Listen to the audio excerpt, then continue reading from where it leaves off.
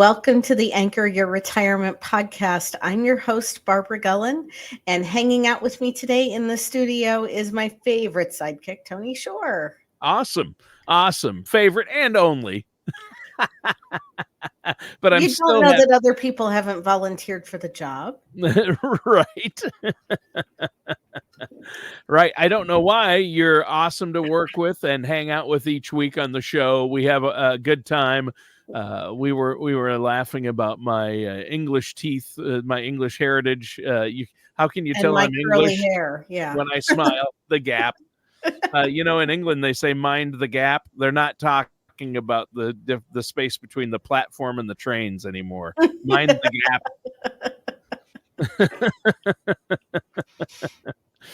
Where are my sound effects? I should probably have I deserve a rim shot for that one.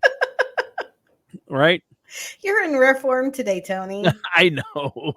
It's crazy. Yeah, it's crazy. But I had to we had to start the show off on a lighter note because the topic, we're gonna talk about a dirty word today, right?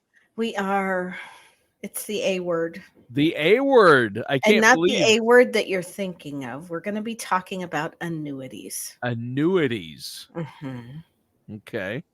All right. What about annuities? I mean, holy cow. You hear bad things sometimes, Mm-hmm. I've heard, what's her name on TV? I forget that talking head on TV, the financial one who. I think her initial annuities. XO. What's that? Susie. Oh, yeah.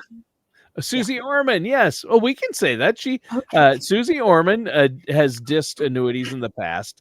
But you know what? I'll be honest. There are some annuities that deserve to be dissed. Yeah, that's for sure. I mean, I've seen, I had a relative. I won't say who or what relative, but they had a so-called financial advisor person who was really just an insurance salesperson get them into an annuity, and it was a variable annuity with super high fees and wasn't right for them at all, and the terms weren't good for them, and it really put them in a bad situation. And it really can. It really can. Did you know that there's actually 4 types of annuities out there? No, what are the 4 types of annuities? Okay. The first one is called a single premium immediate annuity. Okay. Now, in the industry, we call those SPIAs because nobody likes to spit out all those words all the time. We have to find a way to shorten it. Yeah, and there are SPIAs that are good SPIAs, okay? Sure. Social Security is actually considered a SPIA. Right. That's what Social Security. I mean, people say, "Oh, annuities are bad." Well, do you like Social Security? Do you like a pension? Because those are annuities. They are, but there's also some out there that aren't very good. And really, there's some now that are really good. There are some that are great, but the definition of an annuity in general is turning over a lump sum of money in exchange for a payment. Okay. Boiled down to its essence, that's what it is. Now, the problem with most SPIAs, the single premium ones, is that they're only good for that person's lifetime. So if you give them, say, $200,000, and the company agrees to give you a lifetime income of, let's say, $1,000 a month. Okay. I don't write SPIAs, so I am literally just pulling numbers out of thin air. I don't know. Right. You're just using these for examples. For example. And that person passes away 3 months after they've given them that $200,000. The insurance company gets to keep that $197,000 that they did not pay out. Sure.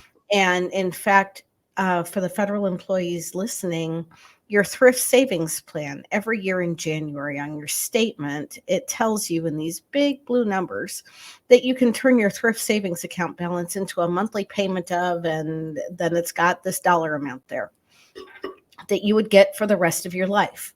But here's the thing, it's only for the rest of your life. So it's not the rest of your life and your spouse's life. Right. And not only that, but there's no inflation adjustment for it. So it's a flat rate for the rest of your life. And, first blush, Why not? Sounds like a great idea. But then when you dig a little deeper, you find out that there are a lot of negatives to it, like the fact that there's no beneficiary or survivor benefit attached to it, Hmm. no adjustment for inflation, no cost of living increases associated with it. So, Hmm. anyway, SPIA is the first kind. The second kind of annuity that's out there that also has a fair amount of popularity is called a fixed annuity. And that is what it says it is. It's going to pay you a fixed interest rate for the period of the annuity contract, usually somewhere between 2 and 7 years on a fixed annuity. Should pay better than a savings account, although with some of the other high yield savings accounts that are out there now with where interest rates are, that may not always be the case. And the thing to remember is that you are locking up the money for that period of time. You're usually only allowed to take 5 or 10% a year out without them charging you some sort of penalty. Right, right. And a lot of these newer ones, like the fixed annuity and a lot of the more modern annuities, where they've really gone in and because people complained or they weren't popular for a while, the insurance companies, to be competitive with banks and with themselves, they've really upped the ante and made some of these very attractive, like um, uh, get letting you take. Before it was like there was no liquidity, and Mhm. now you have some, I've heard, that have 10, you can take 10% a year out with no penalty, right? With no penalty. The thing to Yeah. remember is if it's retirement money, you're going to have to pay taxes on all of it coming out. And if it's after tax money that you used for this annuity, you're going to have to pay capital gains taxes on the gain. On the And gains, yeah. if it's been in there less than a year, that capital gains amount is equal to your income tax rate. It only goes to 0, 15, or 20% after it's been there at least a year. Wow. Okay, good So to know.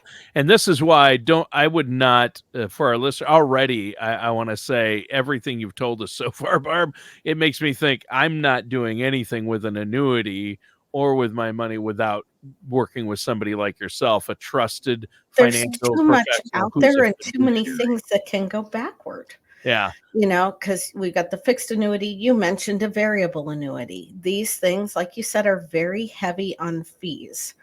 I describe a variable annuity as the annuity itself is like a grocery sack. Okay. And to fund the annuity, we're filling it with, on the insurance side, they're called sub accounts, but what they really are is mutual funds that are being invested in the annuity. And you have a fee for the grocery sack and you have a fee for each thing that goes in the grocery sack. So it's makes it very difficult for you as the consumer to come out ahead over the long haul. Now, I have had clients that have come in and they're like, I made 18% on my variable annuity last year. Well, Yeah. good for you. But you can That's not going to also, happen every year. unlike other annuities where the principal Mhm, is protected, with a mhm. variable, the principal isn't protected. You could put $100,000 into a variable, and next year it could be worth 50 if the market dropped 50%. Right, right.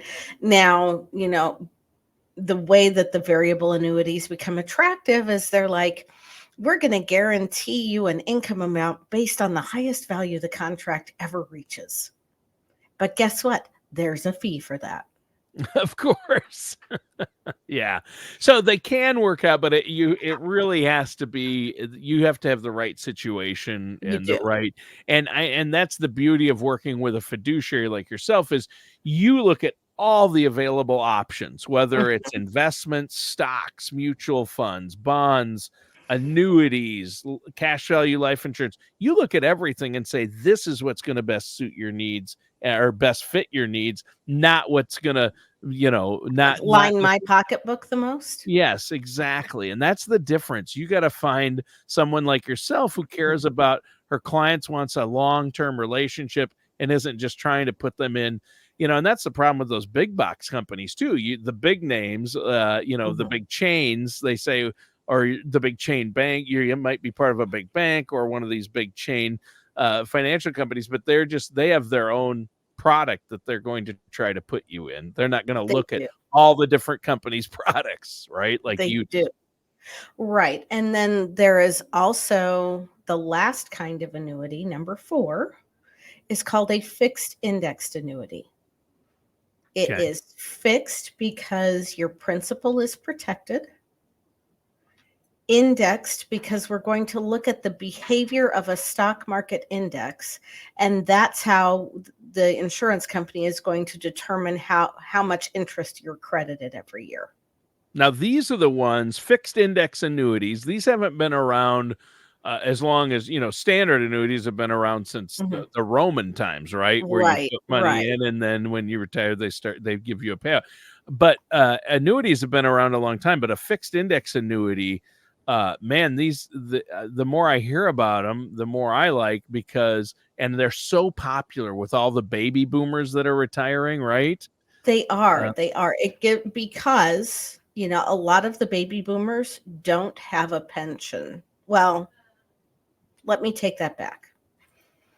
The baby boomers were probably the last generation to to have likely have a guaranteed pension. Yeah. But I Okay. would say even the ones retiring now, a lot don't have a pension. Right, right. Those early baby boomers, They all did. Yeah. and the parents of baby boomers Sure. definitely had Oh, pensions. sure. My grandfather had a fantastic pension, and he was able to select a 100% survivor benefit for my grandmother. So when he passed away, she didn't lose any income on the pension side. I mean, obviously, she lost some of her Social Security, but she had been a homemaker her whole life. So my grandfather had the bigger Social Security. It all worked out. um, but for those of us who are self employed or who have a job where we've had a 401k, but we don't have a pension, purchasing an annuity and structuring it properly, it can function like a pension for you if you're going to need that supplemental income in retirement. Now, I'm not sitting here telling everybody out here to cash in their 401k and go get an annuity, because we do need to have some balance with this. And there are still those restrictions on a fixed indexed annuity with how much money you can take out during the contract. The other nice thing about fixed indexed annuities is, if heaven forbid you're diagnosed with a terminal illness, or you all of a sudden have to have assisted living or nursing home care, the insurance companies that I work with will release the total amount of the contract, including any kind of bonuses or interest that's been credited, so that you have control of the money and you can use that to pay for your care. Hmm. It's something, it is a multifaceted tool that we like to use, rather than spending the money on a long-term care insurance policy and spending money on all of these other little things that add up. We can usually get a lot of benefit from one or two products. Being, today we're talking about annuities, so we're just going to stay focused on that. Sure. Yeah. But a fixed indexed annuity can create that pension for you. Yeah. It's like creating your own personal pension. It Um, is. but isn't one of the biggest draws, and that's fantastic, but another big draw, correct me if I'm wrong, I wanted to ask you about this. The fixed indexed annuity, it's because of the principal protection in Mhm, retirement. A lot of people now are retiring with 401ks and IRAs, mhm. and most of that money is in the stock market. And so if the market has a year like 2022, if all their retirement money is in the market, right, Mhm. and they're pulling out each month from that, and it drops 20%, that Yes. could derail how long their retirement funds are going to last, or really reduce the money they have to either live on or pass along when they're gone. And isn't one of the big reasons why a fixed index annuity helps there is if you take some of that money and put it Mhm. in an annuity, that principal is protected, and Yeah. when the market drops 20%, you don't lose 20%. No, it is a great way to balance out your risk. For the most part, when we are figuring out how to invest a fixed indexed annuity, most of the insurance companies have multiple different indexes that you can participate in. Mhm. And it's not an all or nothing. We can mix and match. I Like the always try to S&P put 500. I like to put a little bit into the fixed account so that we Right, know we're always going to get at least a little bit of interest. right. And then, there are some indexes out there that I'm sure perform very, very well. I like to use the S&P 500 in a lot of my interest crediting because that's an index that's easy for my clients to find out information about, and it's easy to track how the S&P 500 is behaving. Yeah. So, You can't fire up the internet or turn on the TV or look at a newspaper without hearing how the S&P 500 is doing. right, right. And the insurance companies have different modes of crediting. You can do a 1-year crediting strategy. You can sometimes use a 2-year crediting strategy, which again, I'm usually not an advocate of, but we can talk about that one Sure. on one and see if that fits your needs. And then there's also a lot of them have a monthly crediting strategy with the S&P 500. Not all of them do, but some of them do. And that becomes a rather aggressive opportunity for interest crediting. Last year with what the market did, some of my clients who were in the monthly crediting strategy for the S&P 500 with a certain product ended up making 18, 19% Hmm. because of how it was structured. Sure. Now, I don't put all of their money in the monthly crediting strategy because Right. that is aggressive and you can end up with zero. Um, but that's the worst you can end up with is zero. And Mhm. in a year like 2022, where the S&P was down over 20%, zero all of a sudden sounds like a really good number compared to minus 20. Yeah.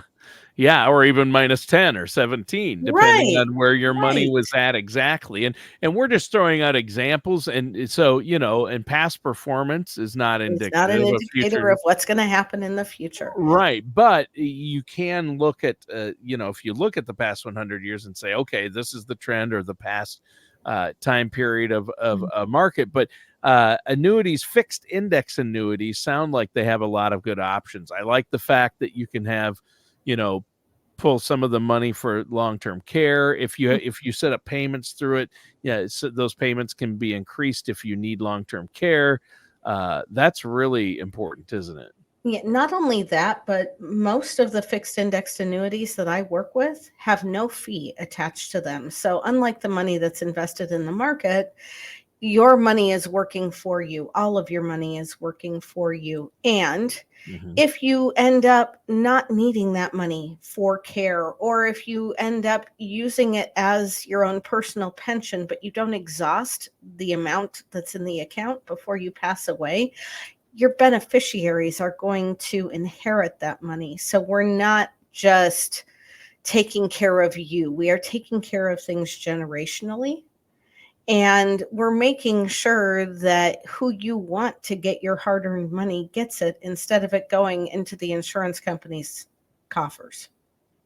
Yeah, I like that aspect. That's huge because a lot of other types of when it's a lot of other types of things like you talked about pensions and things. When you die, it goes away, and if you put $200,000 in, you die. Like the variable annuity, then it's gone.